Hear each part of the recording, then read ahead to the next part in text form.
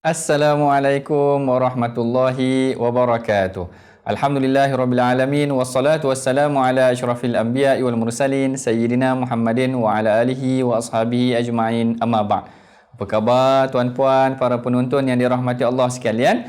Kita bertemu lagi dalam sesi perbincangan kita mengenai tentang sirah Rasulullah sallallahu alaihi wasallam dan kisah-kisah para sahabat yang berkaitan dengan puasa dan Ramadan.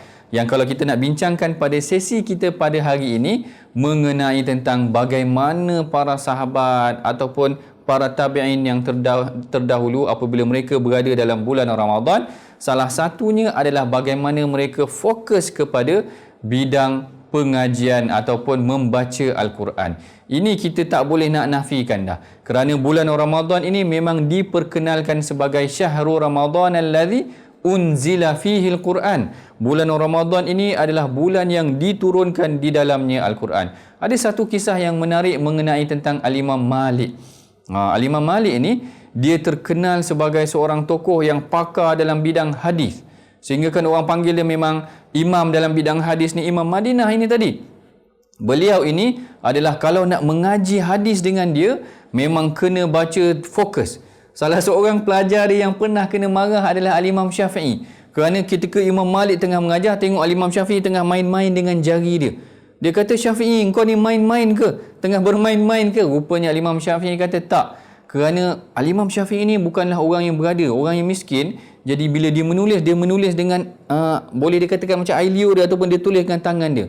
Lalu Al-Imam Malik kata, kau baca apa yang kau tulis balik. Lalu Al-Imam Syafi'i boleh baca. Ini kekuatan, kehebatan yang ada dengan Imam Syafi'i. Sehingga kan Imam Malik ni kagum dengan Imam Syafi'i ni tadi. Ini kelebihan Imam Syafi'i. Tapi saya nak cerita bagaimana Imam Malik ni fokus. Kalau mengaji dalam bidang hadis, jangan buat benda lain. Jangan buat benda lain. Sehingga kan dia akan marah orang yang tak fokus dalam pengajian hadis.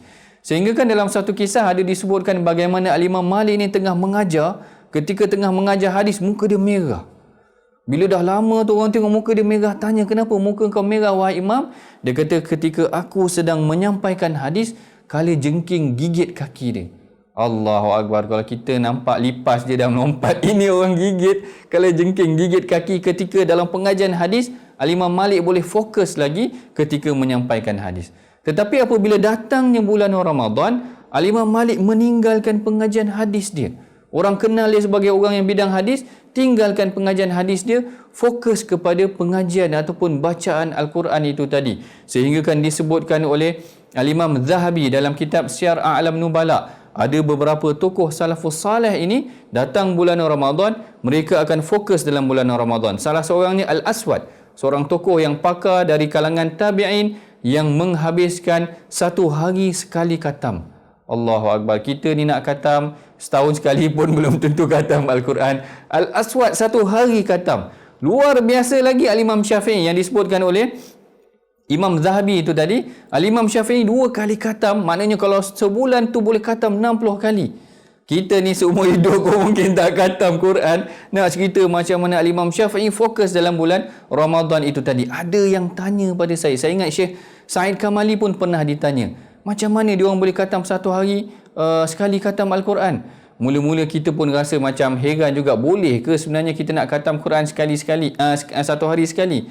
Tapi bila saya hantar anak saya kepada sekolah tahfiz, kita tengok sebenarnya memang dia orang ada sesi khatam Al-Quran itu satu hari dia orang baca daripada lepas subuh sampai ke malam, memang habis satu Quran tuan-puan. Maknanya tak mustahil pun sebenarnya boleh dibaca Al-Quran tu satu hari sekali.